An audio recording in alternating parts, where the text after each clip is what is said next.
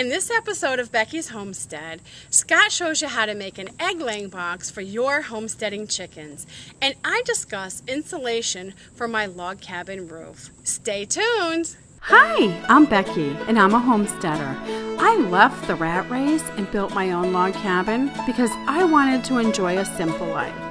Homesteading is being as self-sufficient as your present situation allows, such as growing your own food, making some of the things you need, building your own home, and trying to live in harmony with nature. Now, I'm going to show you how you can do it with my show.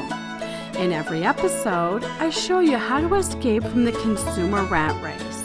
I give you encouragement, ideas, how-tos, and what not to do, so you can live your homesteading lifestyle too. Welcome to Becky's Homestead.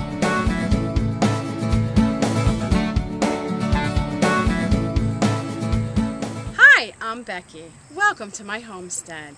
In this episode, we'll be talking about insulation. We're to the step in the cabin where we're choosing our ceiling insulation.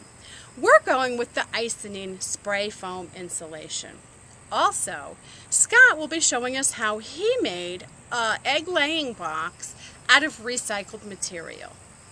Okay, let's go with Scott first. Hi, I'm Scott. In this project, I'm going to show you how to make this egg-laying box for your chickens. The tools you're going to need are a pencil, a tape measure, a drill, some eye protection, a saw, and some screws.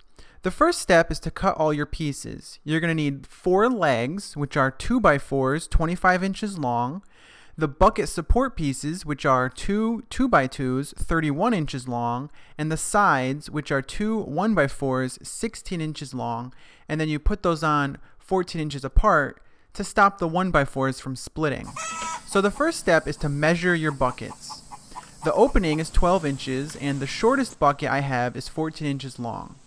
Then you're going to cut your 2x4 legs. So here I show you doing 1, and then you just repeat this step 4 times. So you end up with your 4 2x4 legs, which are 25 inches long.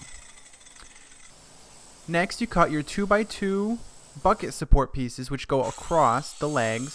So you need 2 of these. Each one is 31 inches long, which is the width of 2 buckets. And then we cut our side pieces, which are 2 1x4s, 16 inches long. And then you screw those to the frame 14 inches apart because 1x4s can split easy. So then the next step is to screw the 2x2 bucket support onto the 2x4 legs. You place the 2x2 bucket support piece so the top of it is 12 inches high on the legs. So here I'm measuring. So you place that so the top of the 2x2 is 12 inches off the ground. And then I put 2 screws on each side to screw that on there tight. And then we're going to repeat this process for the other side of the egg box.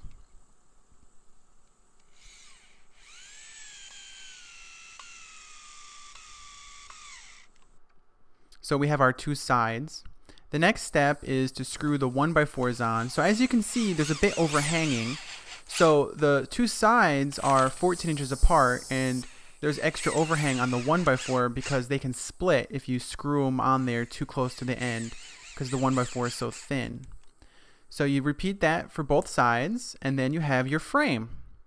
The next step is to put the buckets on the frame, and you just kind of set the bucket down on the bucket support.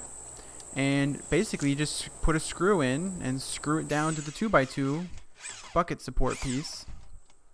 And then I put a screw in the back part. And repeat that for the other bucket. So basically the width of your frame is going to be the width of your shortest bucket. I just used 2 buckets I had laying around the homestead. And then the last step is you can use actually here I am. I'm putting a 1x4 across the front to help hold the hay in the buckets. And this also gives the chickens a little something to hide behind and jump onto when they're getting in and out. And then the last step is I screwed some old tin as a roof on here just to add a little extra shade. So here we can see it in the chicken coop, and there's a chicken in there